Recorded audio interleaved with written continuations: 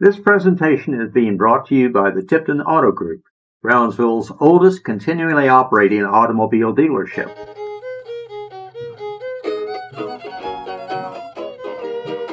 The year is 1882. The location is the tropical rainforest of Veracruz, Mexico.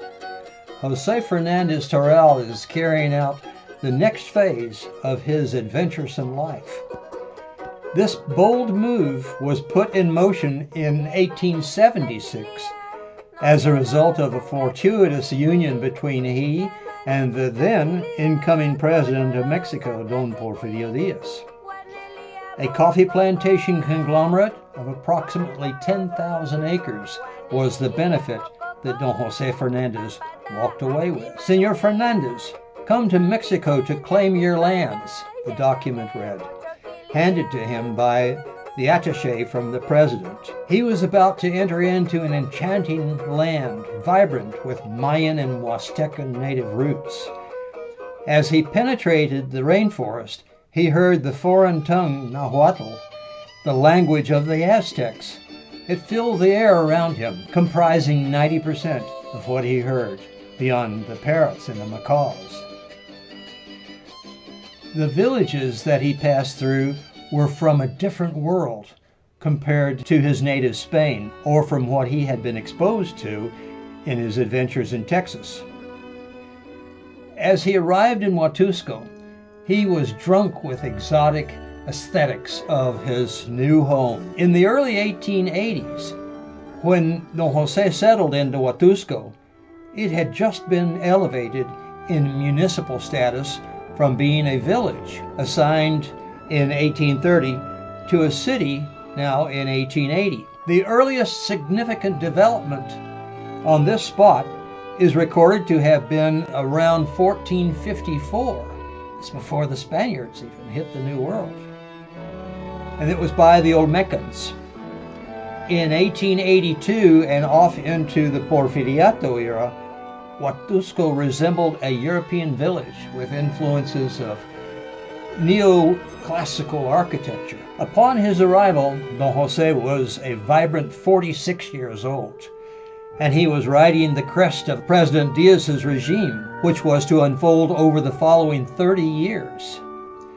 The industrial age was a huge area of focus for the Diaz regime. Prior to his coming into power, Mexico was severely bound in the old world feudal system. Don Jose worked strongly to bring an upgrade to the machinery that was used to process the coffee beans on the plantation that he inherited from the old Spaniard. He also set out to install a hydroelectric generating plant, capturing the force of a stream that flowed through his plantation. This brought electric power to a population which had not known light other than by kerosene lantern. He was a benevolent landowner, employing virtually the entire village in connection to his agricultural lands.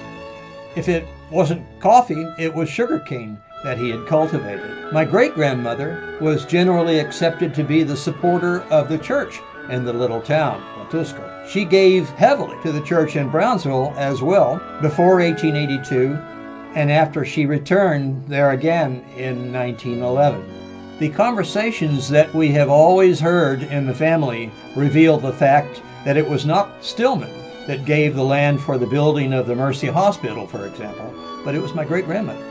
Also, the large sisters' dormitory at Villa Maria was paid for by her.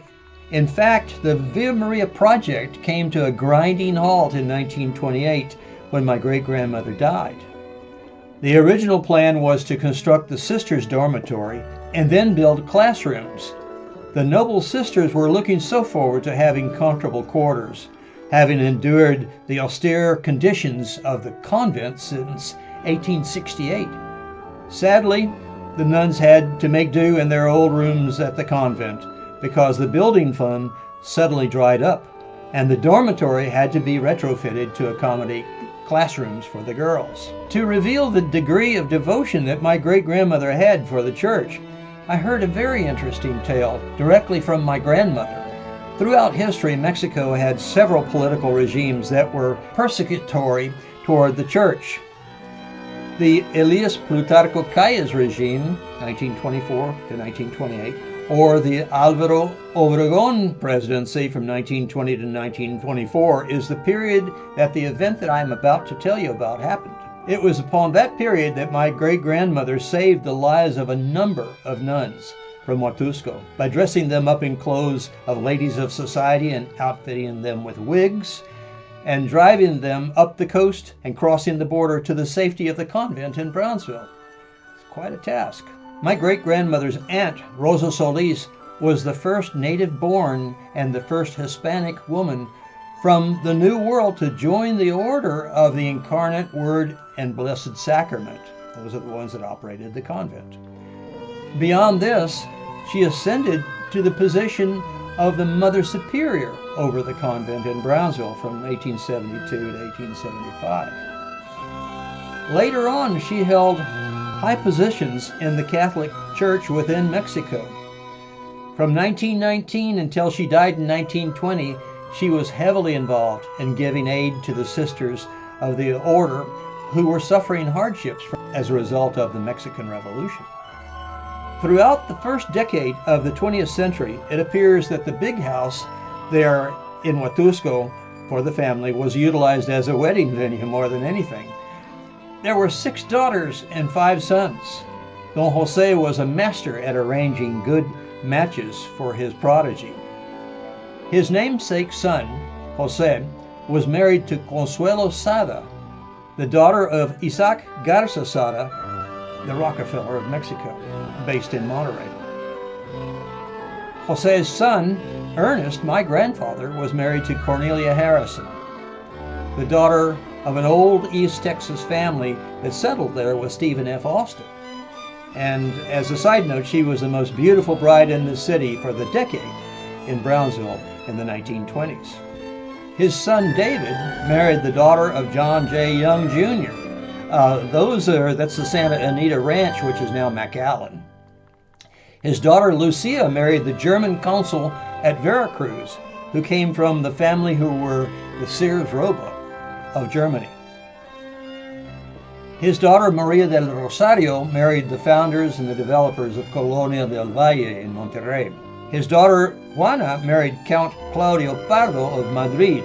That's the Pardo Castle that's there, to give you an idea. One last comment on the very early days of that land in Huatusco. An interesting happening occurred in July of the year 1866. Being that Don Prudencio Soliero, he was the owner of the house there that we took over in the plantation, was somehow related to European royalty, hence the connection with what I'm about to tell you.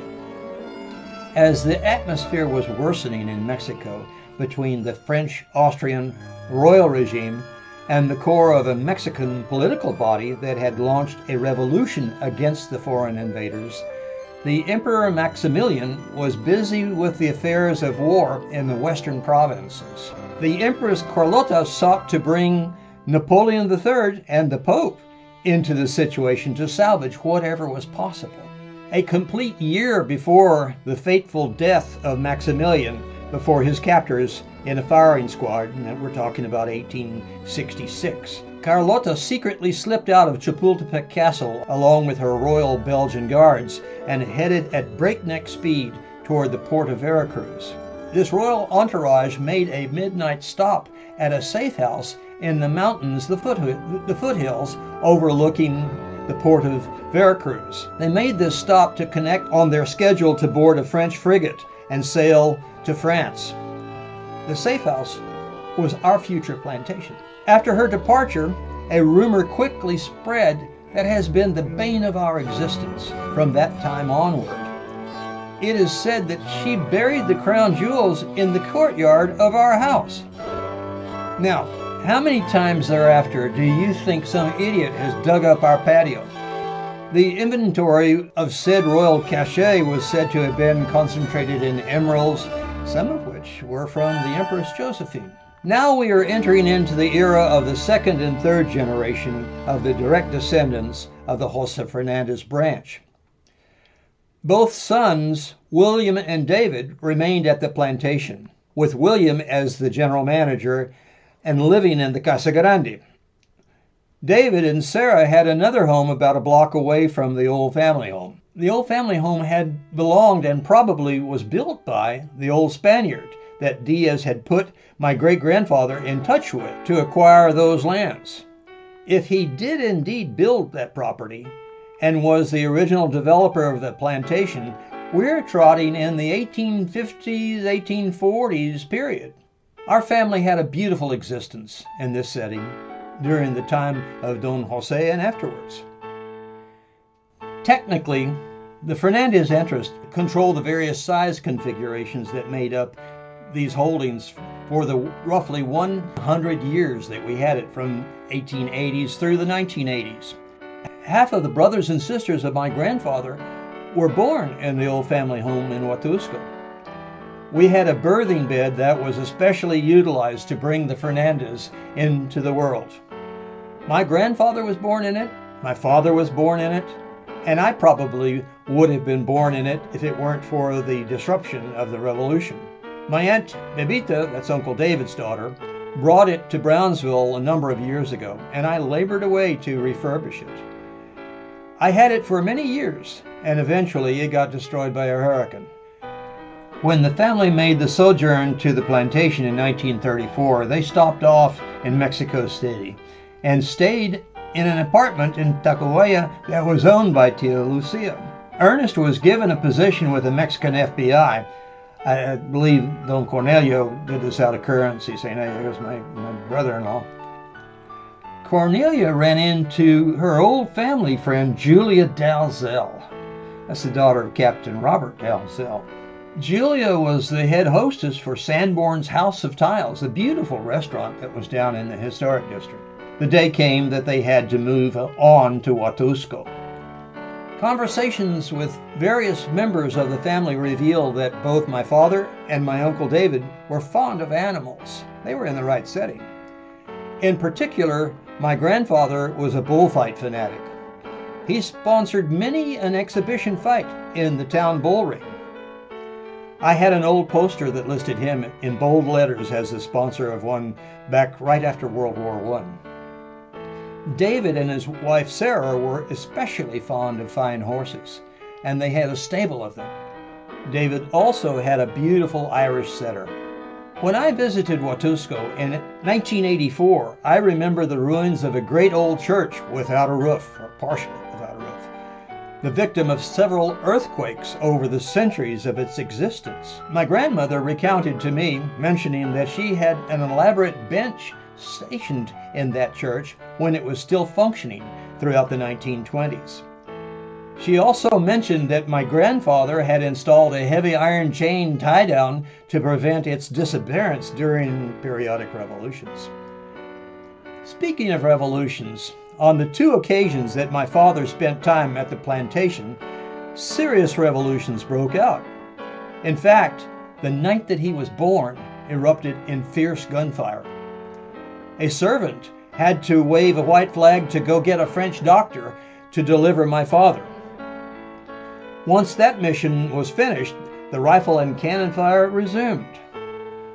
Several nights later, my grandparents heard rifle butts banging on the great portones at the entrance of the house. My grandfather had the presence of mind to take any valuables out of the safe and only leave enough to mildly satisfy the rogue revolutionaries, if the time came to it.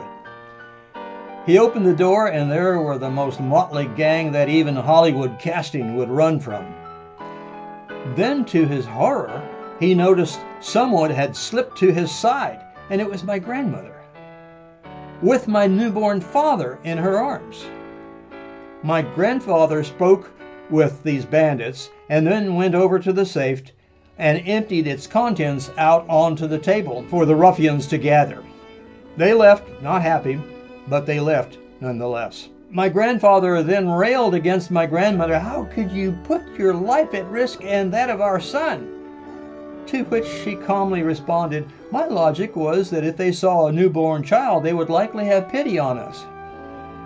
I don't think she won that argument, but she most certainly won the war. I can still see her face as she described the bandits. filthy with green teeth and armed to the hilt. The photo that shows the hammock and some nuns and a portly bishop around it with my great-grandmother is the baptism of my father, just a wee couple of days after his birth. So the army must have arrived. My father is in the hammock as a newborn. My great-grandmother had summoned the Bishop of Veracruz, His Excellency Saint Rafael Guisar y Valencia. Yes, I did say saint. After his lifetime. He has since been made a saint, probably for the brave act of baptizing my father over that gunfire. But we are not through with revolutions. Upon my father's return a decade later, in 1934, same scenario. It was phase B of the agrarian revolt. This time it was pushed by President Fernandez. There were several additional factors that entered into the picture for both revolutions. Primarily, it was a swipe at redistribution of wealth, which is scary. And then, more heinously, there was a terrible persecution of the church. Sadly, churches were looted and their assets were confiscated by the state. Beyond this, there was wholesale slaughter and imprisonment of the clergy. With the 1934 revolt, there was a bonus feature. It arrived in the form of the state union with Hitler. On the religious front, during these bellicose times, all of the churches were boarded up, and no one was allowed to attend any form of religious ceremony. Consequently, among these staunch Catholic families, they would whisper to their friends on the street, "Mass will be held at the Della Vecchia house tonight at 8. Or later it would circulate to be held at the Landa's home, and so on. Small makeshift altars were set up for their purposes. The penalty for being caught was something that one would not like to talk about. Also, on the Hitler angle, a hardline socialist curriculum was made to be the standard at all public schools. So the homeschool practice was brought into play by the family. The young schoolboys were actually taught to march in goose step, my father said. As the family organized an escape from Huatusco upon leaving their 1934 trip, the men appeared very apprehensive. Evidently, they knew things that they were hesitant to tell their wives, hence the unscheduled early departure. My father described that when the time came around midnight on that given moment, they all quietly piled into a great long touring car and carefully ascended the road to Orizaba as it wound around the foothills of the mountain range without headlights. Either my grandfather or Uncle David, I believe it was Uncle David, was on the hood of the car in the darkness issuing driving instructions at a 5-mile-an-hour pace. When they reached a point far enough away, David got back in the car and they resumed with lights and at a fair speed. It wasn't 10 minutes later as they rounded a curve with high upward slope on one side of the road and an abysmal downward slant on the other that the headlights caught a revolutionary as he dropped out of the high side onto the roadway in front of the terrified travelers, illuminated to the point of glowing. He had bandoliers and pulled out about a 30-inch machete from a scabbard on his waist, and he yelled, "Viva Mexico!" as he then jumped off into the brush on the other side of the road and disappeared. Everyone died a quick and painful death for about 10 seconds. And then Pancho Villa jumped off the road to the downward slope and vanished. There was no oxygen in the car cabin. There was some fumbling to grab a weapon way too late. The thought on everybody's mind was, how many more? My grandfather just hit the gas and looking back into the darkness with some moonlight. They had just witnessed this bandit's finest hour, a solo act, thank God. These revolutions were serious bouts of the agrarian revolt. One of them was President Calles. Their aim was to break up the large landowners, us, holdings and returned the land to the peasants. The ejido system was born. Our holdings suffered greatly, although I don't have comparative figures. What I do know, by having been told by family members, is that the three plantations, La Cuchilla, La Posteca, and the Chocotla, were reduced by about half of their original size. Formerly, they were some of the finest coffee producing lands in Mesoamerica. It is a fact, however, that this grand plan of the government was severely flawed. Within a few years of the lands having been given to the peasants, reverted to weeds, and the peasants abandoned these ejidos and flooded into the center cities. They didn't know how to operate these farms. At the turn of the century, we exported to New Orleans and New York. The photo of my Uncle Ernest at 1.5 years of age, sitting on a 60-pound bag of our coffee, displays clearly the bell, which was my great-grandfather's symbol for the plantation, with JF on it. And then if you look closely, you will see Westville, New Orleans, on it as well. About 30 years ago, I stopped by Westville Coffee Exchange in New Orleans, and they indeed verified that the Fernandez plantation was one of their longtime suppliers back in the day.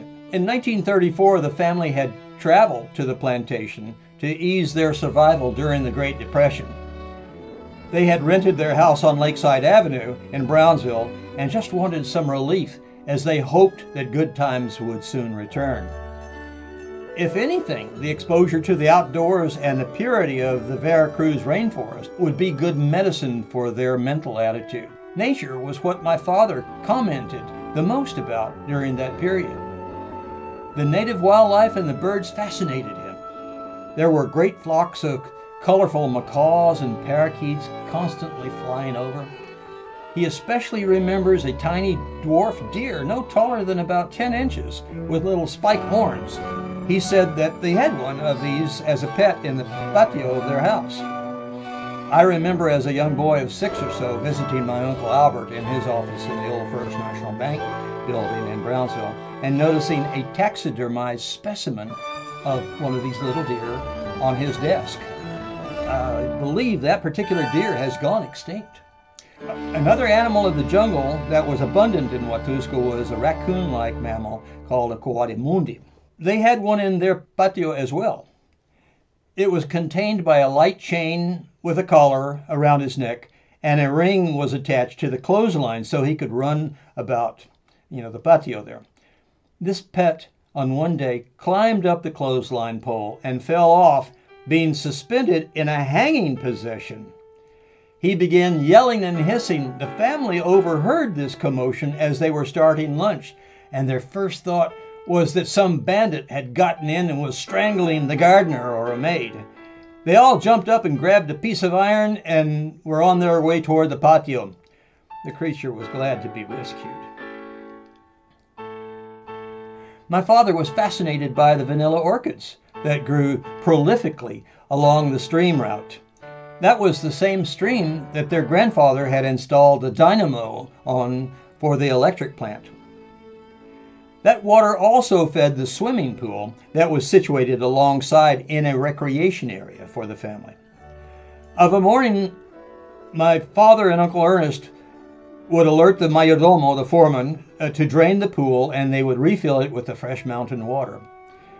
They would mount their horses from stables that were alongside the Elefante, which was a large warehouse that served the farming interests. They would then ride off to the pool area. Within 200 feet, and I remember this well, to the west of this area were the soleadores, or the long, wide concrete drying slabs for the coffee beans. Generally, the fragrance of either the coffee flower or the drying coffee was in the air, and it was so sweet, so beautiful. Up in the higher elevations of the mountainside range would be a whole set of floral perfumes, along with a marked coolness that altitude lends to this setting. One day my father and my Uncle Ernest were being driven out to the plantation in an old Model T Ford truck by a family confidant, Nicanor Vega. My father was 10 years old and Ernest was a year and a half older. As they cleared the town perimeter and were just entering the coffee lands, they looked up, and to their horror they saw an army with machetes flailing, headed down the dirt road toward them. Nicanor made the sign of the cross and reached underneath the front seat of the old truck and pulled out a huge .45 pistol, ready to start blasting. After all, he had the two Fernandez boys to defend to the death against an army. My father put his hands over his eyes as they were drawing closer, and he heard the hammer being cocked on that pistol. Then there was a retreating sound going on away from them, behind them. So the crowd just kind of like split like fish in a stream around them and carried on. This was a bunch of shaved-tailed young cadets that had been sent to investigate the sighting of some bandits in that sector. And at the first sight of their foes, they cut and ran back towards the town, and my father and crew were just blocking their retreat. I don't know what my grandfather was buying in 1917 in Fort Worth, but the United States Secret Service nabbed him at a bank after he received $51,000 from a wire transfer from his mother. They ran him in for suspected conspiracy to espionage for the Republic of Germany. I'm not kidding. They flagged him after running in a search and noticing that his brother-in-law was the German consul general in Veracruz. And we had just gone to war against Germany in April of that year, 1917. My grandfather could make you $1 million on paper, if you know what I mean. He must have had the softest hands, because he has never been seen performing manual labor. He lived on a substantial allowance from his mother, my great-grandmother. One investment that I heard that he had was a joint venture in an oil well drilling project that was somewhere off of Paredes Line Road in the vicinity of the old sugar mill. The project that he did get into in a deadly serious manner was a car agency, or should I say various car agencies. In the mid-1920s, he committed for agency representation for Willis Knight, Whippet, Mormon, and one other that I can't remember. Obviously, he went to my great-grandmother to finance his venture. As I recall, he had one agency in each of the cities of Brownsville, McAllen, Corpus Christi, and one also in San Antonio. The disaster bloomed in his camp on Black Friday, 1929. You remember the fall of the market? As the headlines read, "Wall Street lays an egg," and the world witnessed financial collapse. Back in those days, one did not receive cars on consignment. You had to pay the manufacturer up front for your inventory. My father actually saw the canceled check that my grandfather had written just a couple of weeks prior to the fall of the market for $173,000. That was for a trainload of cars. Of course, we ended up giving cars to all of our cousins. There was no money. Calculating what that sum would be worth today, you're looking at $3.34 million. Oh, and there was no oil from that well either. The question that might be on your mind is, what happened to it all? In the case of my grandfather, there are some simple answers on a complex issue.